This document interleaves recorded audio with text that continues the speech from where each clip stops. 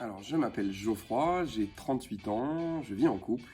Nous avons avec ma femme 3 garçons.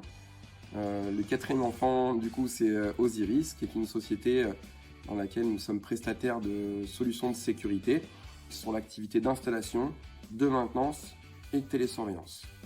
Donc de l'alarme, du contrôle d'accès et de la gestion des flux, de la détection d'incendie, de la vidéosurveillance et le brouillard opacifiant pour noyer une pièce dans le brouillard en cas de déclenchement de l'alarme, de manière à la sécuriser immédiatement.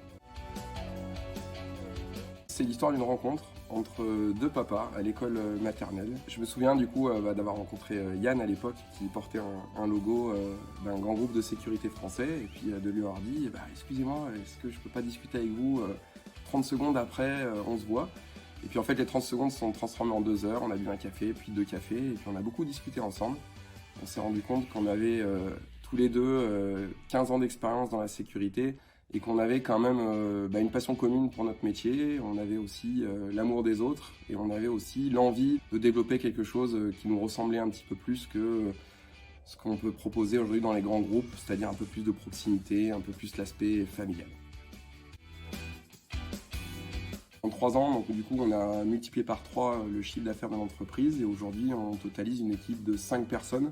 Le dernier chantier, ça date de 6 mois, c'est la mise en place de l'intelligence collective dans la société pour faire un management participatif auprès de tout le monde.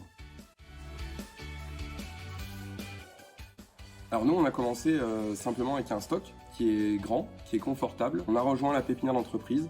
En fait, le bureau ici, pour nous, c'est notre bureau d'études. C'est là où on travaille comme un architecte sur les solutions de sécurité, sur les plans de nos clients, de nos projets. Au-delà de ça, ça nous apporte un endroit pour échanger avec d'autres créateurs d'entreprises comme nous. Et ça nous a ouvert un réseau. Et il se trouve qu'aujourd'hui, dans la pépinière, on a des fournisseurs et on a aussi des clients. Donc c'est plutôt positif comme expérience. C'est la possibilité de faire ce qu'on dit et clairement d'avoir la possibilité de mettre le client au centre de tout. C'est l'humain, l'équipe, ça c'est primordial.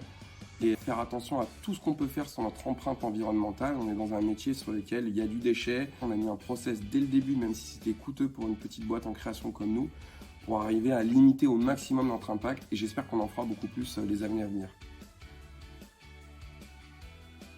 Là, c'est du H24 réel. Alors, c'est pas parce qu'on travaille pas dans la sécurité que c'est pas du 24h sur 24. Moi, je vois comme contrainte quelque chose qui est important, qu'il faut bien cadrer. C'est plutôt un message que j'envoie aux gens qui ont envie de se monter aussi.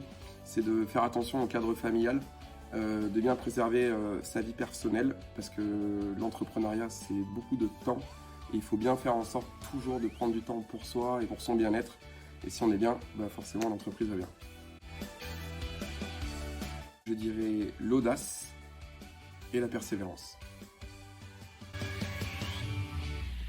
On s'est rapproché du Centre des jeunes dirigeants, du CJD, qui est un mouvement national. Alors c'est un petit peu différent d'un réseau pro classique. On ne vient pas forcément chercher des clients ou des fournisseurs, mais on vient se former, être un meilleur dirigeant. Moi, je ne suis pas né dirigeant d'entreprise.